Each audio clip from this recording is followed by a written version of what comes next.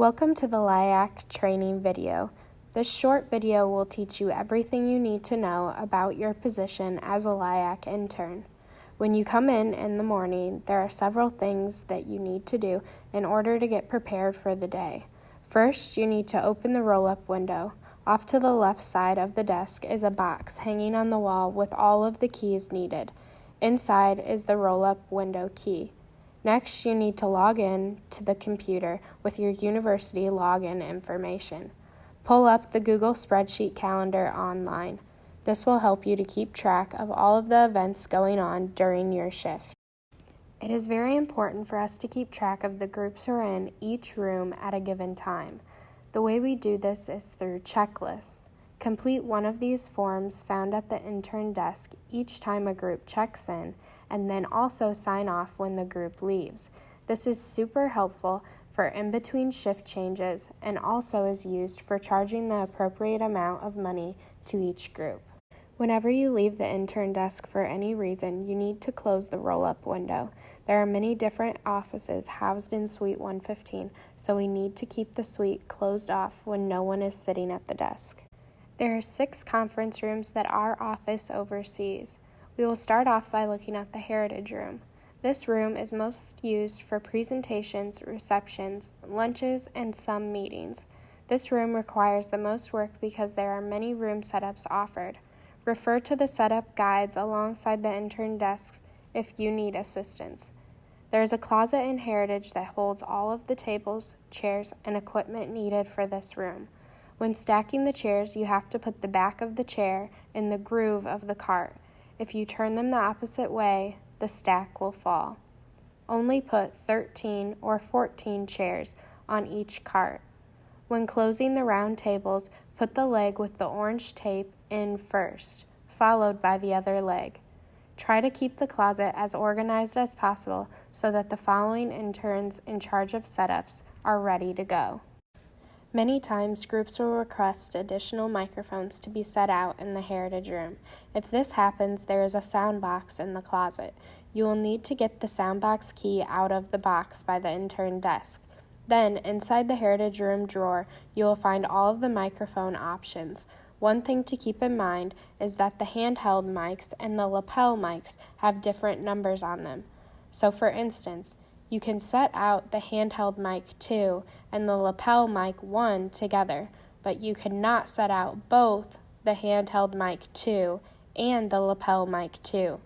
These frequencies will end up interrupting each other during the presentation. There is a panel inside the door of the Heritage Room that controls volume on these microphones. Change the frequency setting to what is shown on the microphone and then turn up the volume. Next is the Sims room. This room is mainly used as a meeting space. The Mondo pad in this room requires different turn-on instructions. At the bottom of the Mondo pad stand, you will find a sticker that shows number 1. Push this button to start up the system. There is a number 2 sticker at the bottom right-hand corner of the screen. Pushing this will turn on the screen. If you need additional help with logging in or anything else, refer to the papers on the back of the Mondo pad. A very important thing to check when you lock up a room is that the door has truly locked. The entrance doors to the Sims room and Morgan room have double doors that require you to lock the door without the handle through flipping 2 small switches on the side of the door.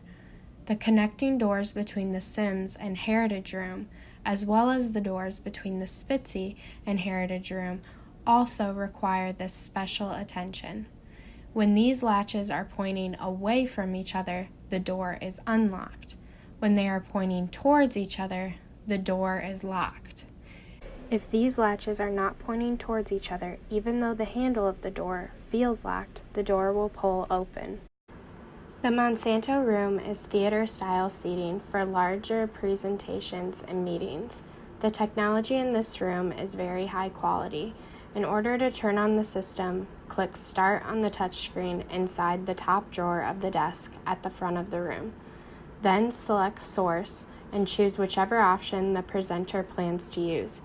They can either connect their own laptop via the cords on the desk, or they can utilize the monitor and desktop system. If the presenter needs to plug in a USB, the ports are below the monitor in the right cabinet. If the group needs microphones, those are found in the left cabinet. As the projector is warming up, you can put the screen down by utilizing the buttons on the wall up front. When it is time to power down the system, simply click the power button in the right corner of the touchscreen and select Yes. It is becoming more and more common for groups to request use of the media room at the back of Monsanto. This room is accessed outside of the Monsanto room and usually used for live streaming and recording presentations. If a group requests access to this room, you can find the key in the box by the intern desk. It is labeled Lower Level Media.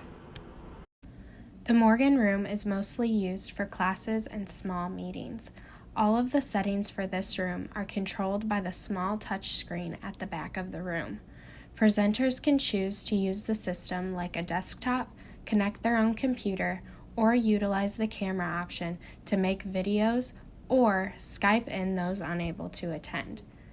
The Spitzy room is strictly a meeting space.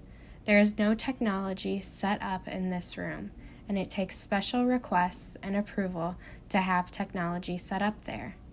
The one important factor in this room is the large picture on the wall. The sun causes damage to this picture over time, and it is very expensive to get it fixed. For that reason, the blinds need to remain down whenever a group is not using the space. Conference Room 104 is used for extremely small gatherings. There is also no technology available in this space. If you are in charge of closing the LIAC at the end of your shift, you need to go around and make sure all rooms are locked and follow the end of the day checklist to close up. After all groups have left and the doors to the conference room have been double-checked, lock the roll-up window, turn off the lights, and lock the suite door. Make sure you notify the on-call individual that you are headed out. Working at the LIAC can be a lot of fun and offers you amazing opportunities to network with your peers as well as those within the College of Aces. Take advantage of every single opportunity